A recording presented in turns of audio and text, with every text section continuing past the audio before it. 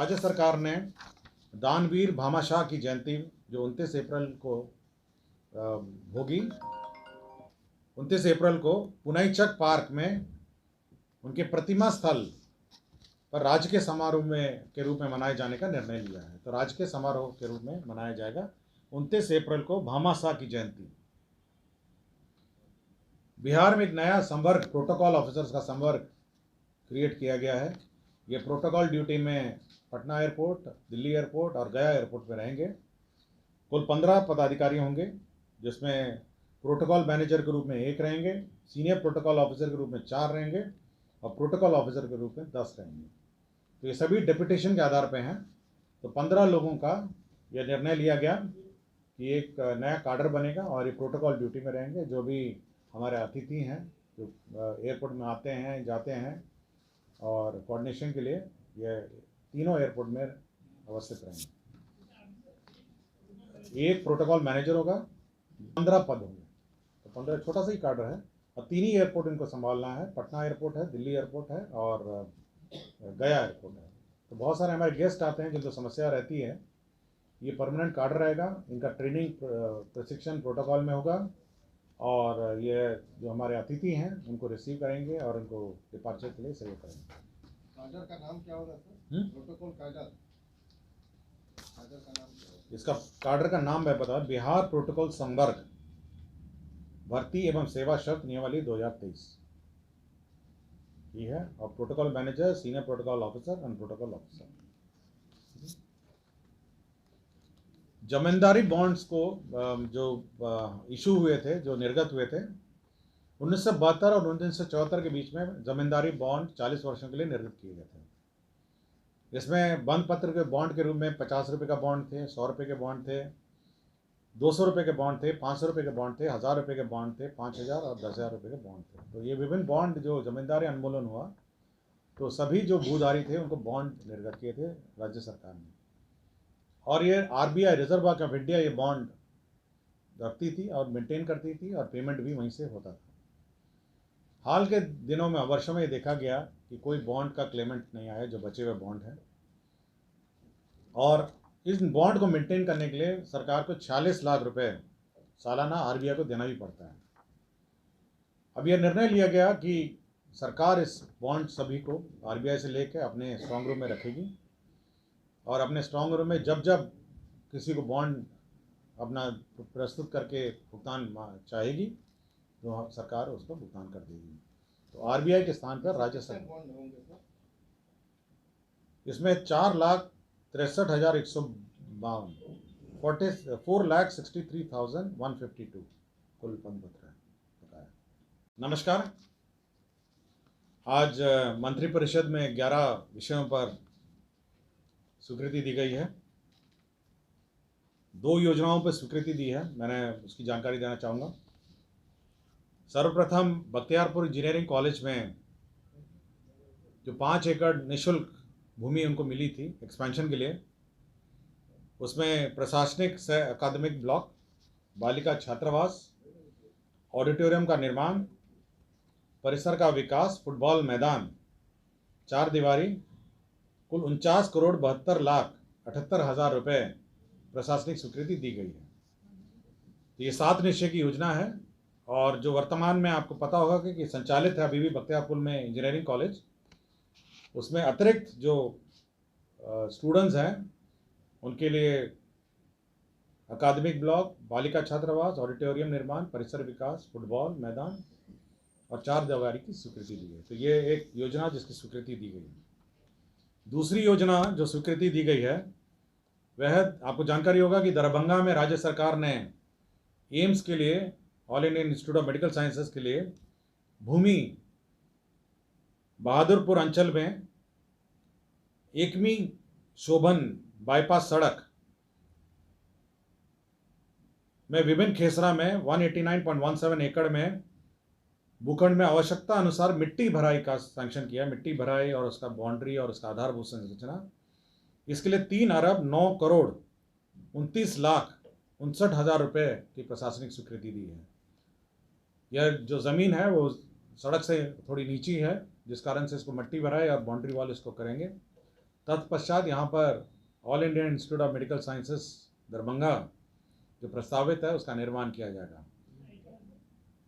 ये कुल एकड़ आपका है 189.17 एकड़ है। तो ये ज़मीन मैं बता देता हूँ कहाँ पे है। बहादुरपुर अंचल 1वीं शोभन बाईपास सड़क, मौजा बलिया, और थाना नंबर 120/2। ठीक है, तो ये 2 योजनाएं हैं जो स्वीकृति दी गई हैं। सामान्य प्रशासन विभाग का एक प्रस्ताव था। श्री अशोक कुमार 2 तत्कालीन सब जज ACGM मधुबनी जो वर्तमान में निलंबित हैं, मुख्यालय मधेपुरा है, उनको गंभीर कदाचार के आरोप में सेवा से बर्खास्त किया गया है। अशोक कुमार 2 हैं, तत्कालीन सब जज ACGM मधुबनी, उनको बर्खास्त किया गया है। विज्ञान एवं प्रौद्योगिकी विभाग, आपको याद होगा कि विज्ञान एवं प्रौद्योगिकी विभाग के प्रस्ताव है जिसमें बिहार अभियंत्रण विश्वविद्यालय अधिनियम 2021 को नोटिफाई किया गया है। अब उसी के अंतर्गत जो स्टैट्यूट्स जो हैं उसका नोटिफिकेशन अब कैबिनेट से अप्रूव हुआ है। अब ये फुल फ्लेज कार्य करेगी और बिहार अभियंत्रण विश्वविद्यालय अधिनियम 2021 की धारा 29 की धारा 1 के अंतर्गत विश्वविद्यालय का परिनियम जिसको स्टैट्यूट्स कहते हैं वो नोटिफाई करने के लिए मंत्रिपरिषद में स्वीकृति दी। तो यही एजेंडा है जो आज स्वीकृत है। गृह विभाग का एक प्रस्ताव था जिसमें बिहार पुलिस के PTC प्रशिक्षक और 3 सिपाही रैंक के पुलिस पदाधिकारी को अन्य राज्य की तर्ज पर अनुसंधान की शक्तियां प्राधिकृत करने के संबंध में आपकी जानकारी है कि रिजर्वेशन एंड प्रमोशन के आलोक में प्रमोशन की कार्रवाई अभी बाधित है और माननीय सर्वोच्च न्यायालय में विचाराधीन है। प्रमोशन के अभाव में जो इन्वेस्टिगेटिंग ऑफिसर्स हैं उनकी कमी है। राज्य सरकार ने यह निर्णय लिया कि जो PTC प्रशिक्षक 3 सिपाही हैं जो प्रमोशन के कगार पे हैं उनको अनुसंधान की शक्तियां दी जाए। केस में ट्रायल की जो केस में अनुसंधान की शक्तियां दी जाए, यह निर्णय राज्य सरकार ने लिया है। तो अब जो कांस्टेबल हैं जो PTC उत्तीर्ण हैं, सिपाही के रैंक में हैं, ये अन्य राज्यों में भी यही व्यवस्था है क्योंकि वहाँ पे भी यही रिजर्वेशन प्रमोशन बाधित है, उन्होंने भी यही किया है। तो अब बिहार PTC प्रशिक्षित उत्तीर्ण सिपाही रैंक के पुलिस पदाधिकारी अन्य राज्य की तर्ज पर अनुसंधान की शक्तियाँ प्राधिकृत होगी। तो ये लोग होंगे लेस देन ASI? हाँ, less than ASI, just below ASI।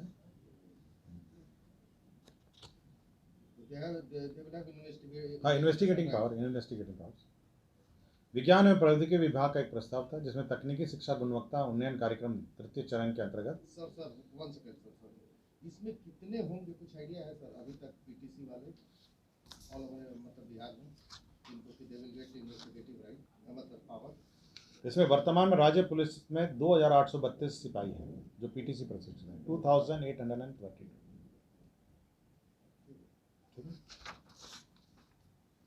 विज्ञान एवं प्रौद्योगिकी विभाग के अंतर्गत तकनीकी शिक्षा गुणवत्ता उन्नयन कार्यक्रम 3य चरण के अंतर्गत कंप्यूटर साइंस एंड इंजीनियरिंग संकाय के अंतर्गत नियोजित सहायक प्राध्यापकों का दिनांक 1/4/2023 से 31/3/2024 तक 1 वर्ष तक एक्सटेंशन हुआ तथा भौतिक, रसायन, गणित एवं अंग्रेजी संकाय के अंतर्गत नियोजित सहायक प्राध्यापकों को 1/4/2023 से 30/9/2023 6 माह तक एक्सटेंशन दिया है।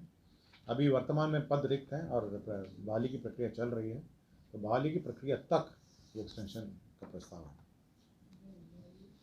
गृह विभाग एक प्रस्ताव है कि राज्य में हो रहे यौन शोषण के अंतर्गत आपराधिक घटनाओं, मृतक की पहचान स्थापित करने, बच्चों की चोरी, अदला बदली एवं पितृत्व मातृत्व के मामले की जांच के उद्देश्य से बिहार राज्य में क्षेत्र विधि विज्ञान प्रयोगशाला मुजफ्फरपुर, भागलपुर में DNA शाखा का 1 यूनिट स्थापित करने के लिए राजपत्रित अराजपत्रित कोटि के कुल 14 पदों के सृजन की स्वीकृति है। तो DNA की जांच 2 स्थानों पर होगी, जो मुजफ्फरपुर और भागलपुर में, उसके लिए पदों का सृजन हुआ है। मोटर वाहन संशोधन अधिनियम 1988, आपको पता होगा कि जो में संशोधन और बिहार मोटर गाड़ी नियमावली 1992 और इसमें आवश्यक संशोधन 1988 धारा 165 पठित धारा 176 इसकी नियमावली जो 2023 है उसका नया नियमावली बनाया गया है। इसमें पहले आपको जानकारी होगा कि बीच में हम लोगों ने एक ट्रिब्यूनल बनाया था और राज्य सरकार पहले भुगतान करती थी और उसके बाद इंश्योरेंस कंपनी से क्लेम करती थी। माननीय सर्वोच्च न्यायालय ने प्रक्रिया निर्धारित कर दी है और भारत सरकार ने भी प्रक्रिया निर्धारित कर दी है कि ट्रिब्यूनल के माध्यम से ही जो डेथ और अन्य क्लेम्स हैं, इंजरी क्लेम्स हैं, वो भुगतान होंगे। और यह भी उस आदेश में निर्गत है कि यदि राज्य सरकार भुगतान करेगी तो इंश्योरेंस कंपनी उतना कम भुगतान करेगी। तो यह तो राज्य सरकार का घाटा हुआ। राज्य सरकार ने अभी क्या किया है कि सभी जिलों में अब ट्रिब्यूनल का गठन होगा। जो भी क्लेमेंट हैं डेथ के या इंजरी के, जो भी इंश्योरेंस क्लेम है वहाँ पे ट्रिब्यूनल में दर्ज करेंगे। जिला स्तर पर एक न्यायिक पदाधिकारी की अध्यक्षता में है, ये रिटायर्ड न्यायिक पदाधिकारी की अध्यक्षता में एक न्यायाधिकरण है। तो ये वहाँ पे जो ट्रिब्यूनल है वो निर्णय लेगी और भुगतान हो सकेगा। तो यह एक महत्वपूर्ण निर्णय है कि अब जो ट्रिब्यूनल हैं, जो डेथ और एक्सीडेंट के ट्रिब्यूनल हैं, तो अब जिला स्तर पर रहेंगे और क्लेम वहाँ पे फाइल होगा और वहीं पे डिस्पोजल होगा। तो न्यायिक ये प्राधिकरण जो न्यायाधिकरण है उसका गठन के की मंत्रिपरिषद ने स्वीकृति दी है। अभी एक ही था, पूरे राज्य में एक था और बड़ी कठिनाई होती थी और होता ये था कि राज्य सरकार पेमेंट करती थी और उसके बाद इंश्योरेंस कंपनी से क्लेम होता था। लेकिन हुआ ये कि माननीय सर्वोच्च न्यायालय में एक केस चला, भारत सरकार ने भी के भी पार्ट था और सभी राज्य थे। तो सर्वोच्च न्यायालय में निर्णय हुआ कि राज्य सरकार अगर भुगतान करेगी तो इंश्योरेंस कंपनी उतना कम भुगतान करेगी और क्लेम जो होगा वो केवल न्यायाधिकरण जो ट्रिब्यूनल है वही भुगतान करेगा। तो उसको सहूलियत देने के लिए हर जिला में अब एक ट्रिब्यूनल का गठन किया जाएगा। अब तो ट्रिब्यूनल देगा ना, अगर राज्य सरकार देगी तो फिर इंश्योरेंस कंपनी का फायदा हो गया ना, इंश्योरेंस कंपनी उतना कम भुगतान करेगी।